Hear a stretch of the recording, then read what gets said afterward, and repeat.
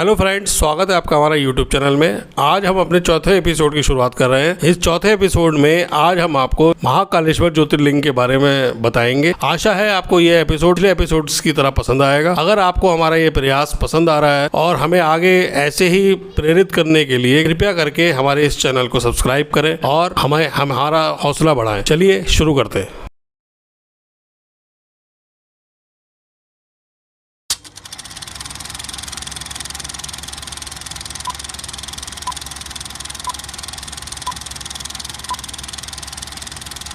Chapter 1 बाबा महाकाल या बाबा महाकालेश्वर। बाबा महाकाल या महाकालेश्वर शिवलिंग महादेव का स्वयंभू शिवलिंग है। यह धाम मध्य प्रदेश के उज्जैन नगर में स्थित है। स्वयंभू, भव्य और दक्षिण मुखी होने के कारण महाकालेश्वर महादेव की अत्यंत पुण्यदायी महत्ता है। इनके दर्शन मात्र से ही मोक्ष की प्राप्ति हो जाती है। उज्जैन नगर शिप्रा नदी के किनारे स्थित है। उज्जैन नगर को प्राचीन सातपुरी के अंतर्गत जाना जाता है। उज्जैन नगर भारतीय समय की गणना के लिए केंद्रीय बिंदु हुआ करता था। महाकाल को उज्जैन का विशिष्ट पीठासीन देवता माना जाता है। समय के देवता शिव अपने सभी वैभव में उज्जैन में शाश्वत शासन करते हैं। महाकाल मंदिर के ऊपर गर्भगृह में ओंकारेश्वर शिव की मूर्ति प्रतिष्ठित है।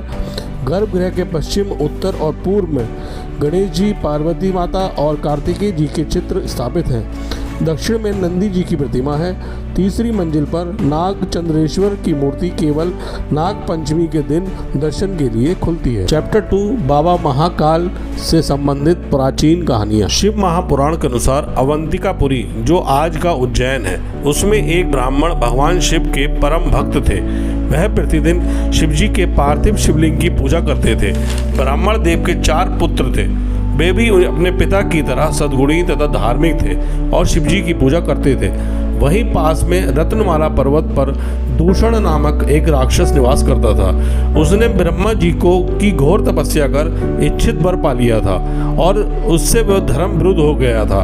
एक दिन दूषण सेना लेकर अवंतिकापुरी पहुंच गया। वहां उसे अपने सैनिकों को आज्ञा देकर ब्राह्मण पुत्रों पर और ब्राह्मण पर हमला करने के लिए कहा। सैनिकों द्वारा ऐसा करने पर ब्राह्मण लोग चारों ब्राह्मण कुमारों के पास गए और उनसे कुछ करने को कहा।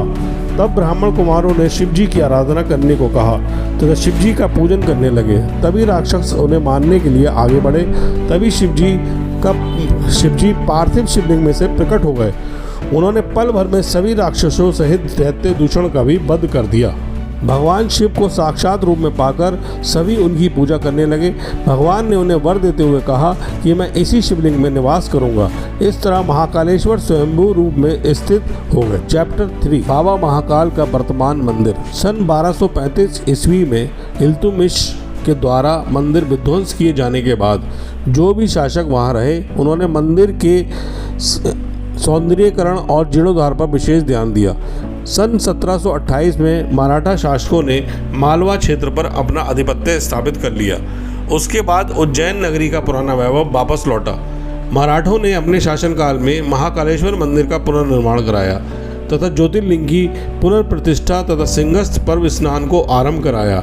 राजा भोज ने मंदिर का विस्तार कराया, जो वर्तमान में स्थित है। मंदिर एक परकोटे के भीतर स्थित है। गर्भगृह तक पहुंचने के लिए एक सीढ़ीदार रास्ता है, जिसके ठीक ऊपर एक दूसरा कक्ष है जिसमें ओंकारेश्वर शिवलिंग स्थित है। मंदिर से लगा एक छोटा सा जल स्रोत है जिसे कोटि तीर्थ कहा जाता है।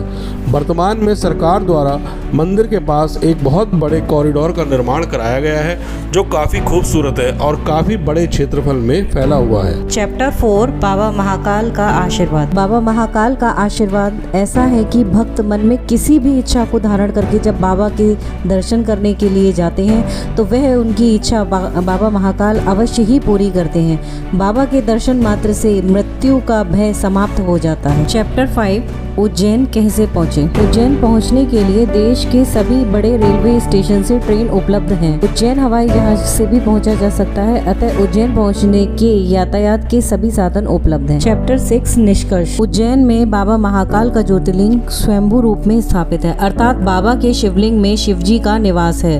भक्त जब उज्जैन में बाबा महाकाल के दर्शन के लिए आते हैं तो साक्षात भोलेनाथ के दर्शन महाकाल के रूप में करते हैं। हजारों साल पहले भी बाबा महाकाल भक्तों की इच्छाएं पूरी कर रहे हैं, अर्थात मृत्यु के प्रति उन्हें अभयदान दे रहे हैं। समय का यह चक्र यहाँ पर बाबा के अधीन है तथा काल का यहाँ बस नहीं चलता है, अर्थात सभी भक्तों को अपने जीवन काल में एक बार जरूर बाबा महाकाल के दर्शन करने आना चाहिए। हमारे साथ जुड़े रहने के लिए आप सबका बहुत बहुत धन्यवाद। अब आगे हम अपना 5वां एपिसोड आपके सामने लेके आएंगे जो बाबा ओंकारेश्वर के ऊपर आधारित होगा। आशा है आप उतना ही प्यार हमें उस एपिसोड के लिए भी देंगे। कृपया करके इंतजार करिए। धन्यवाद।